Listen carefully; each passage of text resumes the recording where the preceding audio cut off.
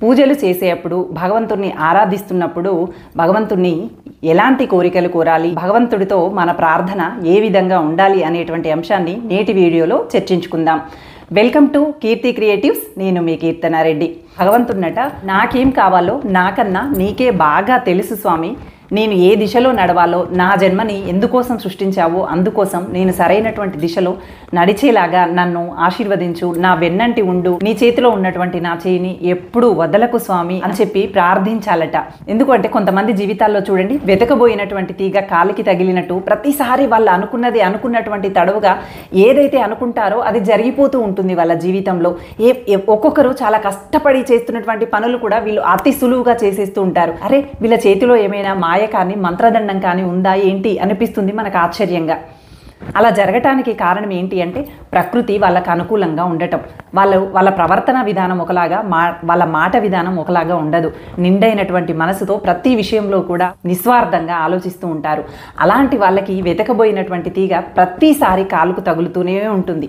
మిగతా వాళ్ళ జీవితంలో ఎదురయ్యేటువంటి ప్రతి చిన్న అంశంలో సవాళ్ళు ఎదుర్కొంటూ, సమస్యలు ఎదుర్కొంటూ నదికి ఎదురెదుతున్నట్టుగా ఉంటే, నిస్వార్థపూరితమైనటువంటి ఆలోచనలతో ఉన్నటువంటి వాళ్ళు భగవంతుణ్ణి ఈ విధంగా వేడుకున్నటువంటి వాళ్ళ జీవితం ఎలా ఉంటుందట అంటే, ఎంత పెద్ద సముద్రమైనా, ఎన్ని అలలు ఉప్పొంగుతున్నా సురక్షితమైనటువంటి పడవలో కూర్చొని ప్రయాణం చేస్తున్నట్టుగా నదితో పాటు ముందుకు సాగిపోతూ ఉంటుంది తప్ప అల్లకల్లోలానికి గురి అవుతూ అగమ్య గోచరంగా మారదు. అయితే చాలా మంది అనుకునేది ఏంటి అంటే, సౌభాగ్యంగా జీవించటం, సుభిక్షంగా జీవించటము అంటే కోటాను కోట్ల డబ్బు ఉండటము, బంగారం ఉండటము, భూసంపదలు ఉండటము అనుకుంటారు. కానీ సుభిక్షంగా, సౌభాగ్యంగా, ఐశ్వర్యంగా జీవించటం అంటే ఏంటంటే, వాళ్ళు దేనికోసం తడుముకోవాల్సినటువంటి అవసరం లేకుండా నీకు ఎప్పుడు ఏ సమయంలో ఏది కావాలో అది వెంటనే మనకు అనుకూలంగా మారిపోయి, చెప్పాలంటే శత్రువు కూడా మిత్రువుగా మారిపోయి మనకి సహాయం చేయడానికి సిద్ధపడతాడు.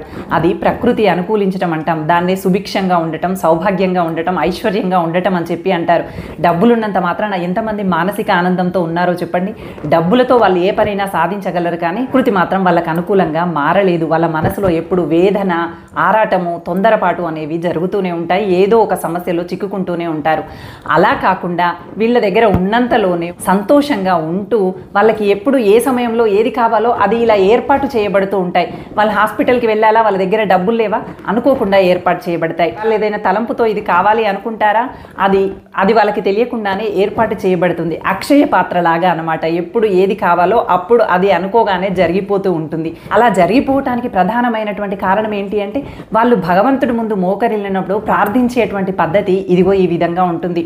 భగవంతుడా, నేను ఎందుకోసం పుట్టానో అందుకోసం నేను కృషి చేసేలాగా చూడు, నా జన్మని సార్థకత వైపు పయనించేలాగా చూడు, నా వల్ల ప్రతి ఒక్కరికి మంచి జరగాలి, నిజాయితీ, శాంతి, సహనం, ఓర్పు, ఓర్చుకునే గుణం, ముఖ్యంగా ఎదుటివాడు ఎదిగినప్పుడు ఓర్చుకునేటువంటి గుణం నాలో ఉండేలాగా చూడు స్వామి అని చెప్పి అన్ని పాజిటివ్ వర్డ్స్ని మాత్రమే మాట్లాడాలి. భగవంతుడి ముందు మోకరిల్లటము అంటే, విశ్వం ముందు మోకరిల్లటం అంటే ప్రకృతి ముందు మోకరిల్లటము. ఓ విశ్వమా, నన్ను ఈ దిశగా నడిపింపచేయి, నా సమయాన్ని సద్వినియోగపరచుకోవాలి, నేను ప్రతి అంశంలో మంచిని మాత్రమే ఆచరించాలి, శాంతి, సహనం, ఓర్పు, ఓదార్పుతో ముందుకు వెళ్ళాలి, నా జన్మ సార్థకత వైపు మాత్రమే నేను పయనించాలి, ఎప్పుడు కృతజ్ఞతా భావంతో ఈ విశ్వానికి, ఈ విశ్వంలోని జీవులన్నింటికీ, ప్రతి ఒక్కరికి కృతజ్ఞతా భావంతోనే ఉండేలాగా చూడు స్వామి, నా నోటు నుండి అనవసరమైనటువంటి మాటలు రాకూడదు, నీ చేతిలో వేసినటువంటి నా చేయిని వదిలిపెట్టకుండా నన్ను రక్షించు ఓ విశ్వమా, ఓ దైవమా అని చెప్పి ప్రార్థించినటువంటి వాళ్ళకి ఈ ప్రకృతి తోడుగా నిలుస్తుందట.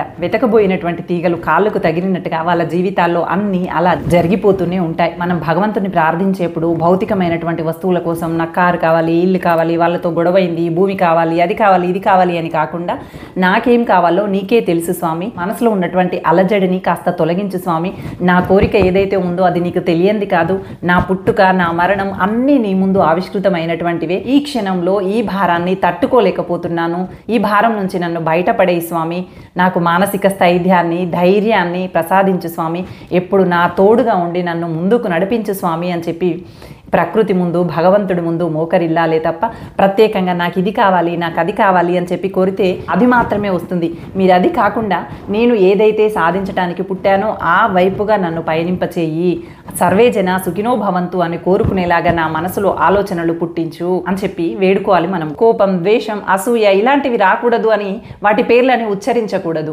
పాజిటివ్ వైపు మాత్రమే మాట్లాడాలి.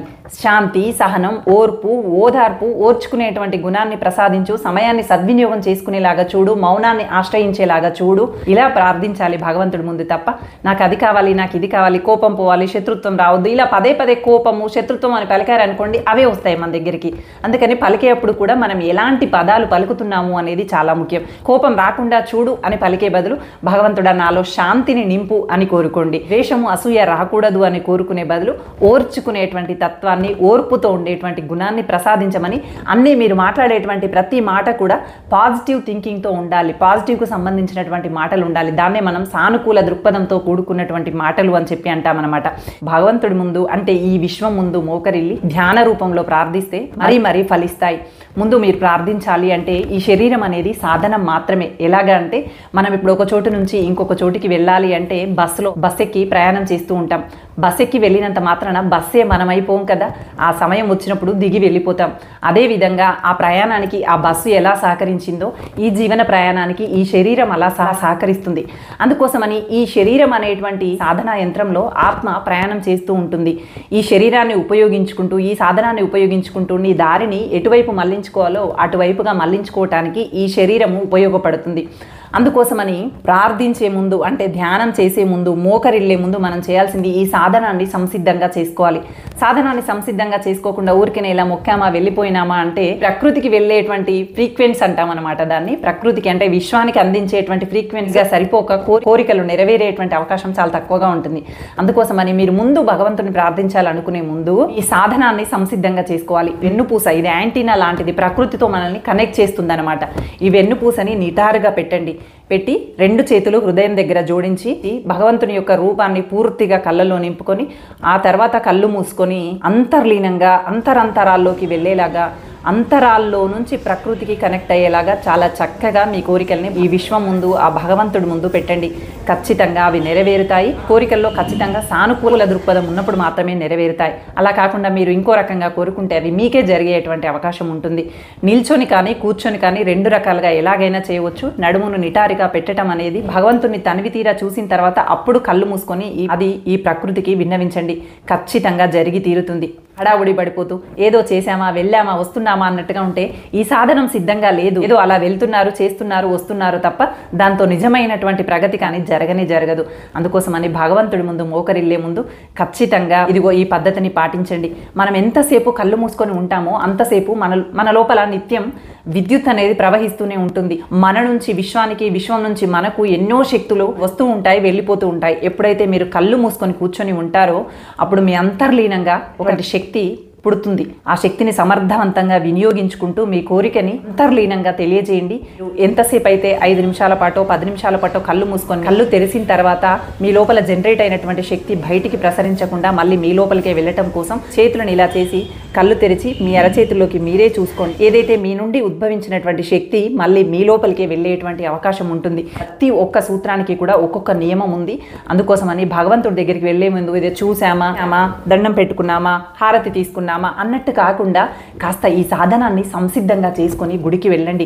ఓపిక చేసుకుని సెల్ ఫోన్లు పక్కన పెట్టేసి భగవంతుడి పైన నిజమైనటువంటి భక్తితో అంటే ఈ విశ్వం పైన నిజమైనటువంటి నమ్మకంతో, విశ్వానికి కృతజ్ఞతా భావంతో వెళ్ళండి. మీ జీవితంలో ఉన్న అల్లకల్లోల పరిస్థితులని ధ్యానంలో ఏదైతే కళ్ళు మూసుకొని కూర్చున్నప్పుడు భగవంతుడా ఇవి నీ పాదాల ముందు వదిలేస్తున్నాను, ఇక నుండి నన్ను సరైనటువంటి దారిలో ప్రశాంతమైనటువంటి వాతావరణంలో నడిపించేటువంటి బాధ్యత నీదే అని చెప్పి పాదాల ముందు వదిలేసి నిశ్శబ్దంగా ప్రశాంతంగా నిన్ని ఆయనే చూసుకుంటాడు అనేటువంటి నమ్మకంతో, భరోసాతో తిరిగి రండి.